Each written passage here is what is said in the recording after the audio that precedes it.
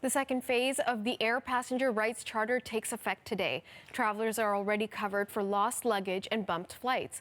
Now they will also be covered for delays and cancellations. But as Jacqueline Hansen reports, there are concerns airlines may exploit loopholes to avoid paying up.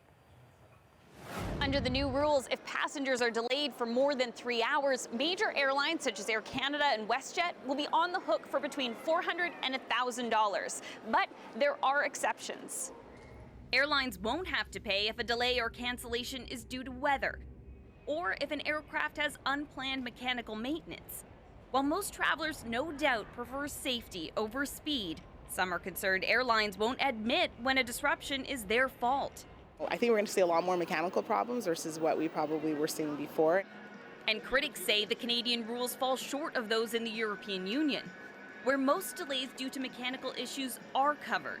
We think that that's a loophole that the carriers may take advantage of. The Canadian Automobile Association helped consult on the new rules on behalf of travelers. We give the package that's come out about a 7 out of 10. We think it's got a lot of good stuff in it, but it's far from perfect. But the National Airlines Council of Canada warns that the new rules will increase costs for airlines and in turn will push fares higher for consumers. Smaller carriers such as Sunwing, Porter and Flair will be responsible for smaller payouts between $125 and $500. The compensation should never exceed the price of the ticket, for one thing. The group that represents them says that's still too much. It has to be a compensation and not a windfall for the passengers, because you're just fragilizing the airlines if you're just being ridiculous in terms of levels of compensation being paid out. But critics say it's a cost of doing business.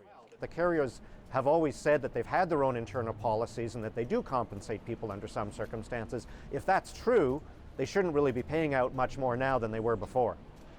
If airlines break the new rules, the fines will be much higher than any passenger payout, $25,000 per violation. And the Canadian Transportation Agency says it will be tracking flights to make sure that travelers who file for compensation and deserve it get paid. Joining me in studio right now is Ambrish Chandra. He's an associate professor at the University of Toronto's Rotman School of Management, specializing perfectly in airline industry. Okay, so before we dive into some of the more specifics of this charter that's coming out, what's your overall impression? Well, I guess I'm glad and relieved that finally there's some rights for passengers that are being enshrined, because for the longest time, Canada has lagged both the EU and the US in terms of rights for passengers. So at least something's coming into effect. It's actually not as weak as I feared it might have been, although of course it could be stronger. It could match up with what we have in Europe, but it's not bad. There's compensation for passengers for being bumped, but even for being delayed for factors that are within the airline's control. There's some concerns the airlines might be able to game this a little bit, and we're just going to have to wait and see going forward how well this plays out. Okay, lots I want to dig into there, but the first thing I actually want to clarify is, why is Canada behind the United States and the EU? The US, I think, just implemented this faster, under much more pressure from consumers and from consumer rights organizations. I think in Canada, consumer organizations aren't forceful enough, and so they haven't pressured the government enough. Okay, so now let's get into some of the specifics, starting with the fact that today, large airlines will be on the hook for anywhere from $400 to $1,000 for flights when passengers are delayed by 3 hours or more. Mm-hmm. That figure to some seems random. Right. But does it make sense? Is that an adequate amount? Yeah, you need to give airlines some sort of wiggle room. I mean, after all, running an airline is an extremely logistically complex business. And so it's not, you can't just say for every minute we're going to have a sort of a set tariff. But I think that's reasonable. And I think it's reasonable for passengers to expect that. The question is just going to be, how do we interpret delays? To what extent were they caused by factors within the airline's control as opposed to outside the airline's control? And that's going to be tricky. The airlines are always going to argue that bad weather or unforeseen factors cause them to, delay planes or change their plans. And so who's going to manage that? Because as you've brought up, that was going to be my next question. If something is out of the airline's control, like bad weather, then they may not necessarily be on the hook for it. So who gets to decide what the factor was? This is where the regulator is going to has said that they will actually keep a close eye on how the airlines manage this. Consumers have the right to file a complaint or file a right for compensation, but it's complex because bad weather intersects with airline decisions in so many ways. If there's bad weather, they might have to change the plane, they might have to change the crew, and so that might cause other unforeseen changes that they weren't aware of. So it is going to be complex.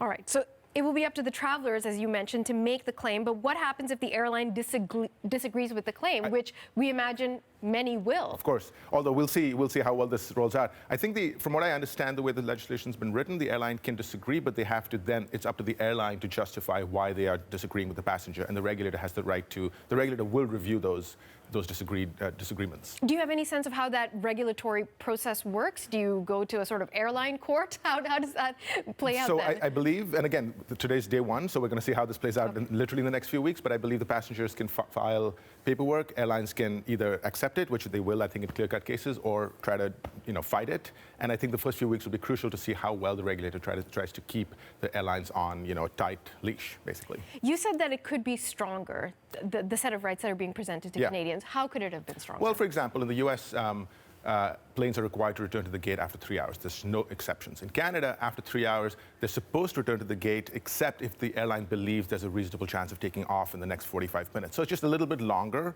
and it's understandable to some extent. Like I said, it's a complex business, but at every stage, especially compared to the European Union regulations, Canada's compensation for passengers is just a little bit weaker, which for now, I think this is a good first step, and I think there's a good chance that we might be able to strengthen these in the future.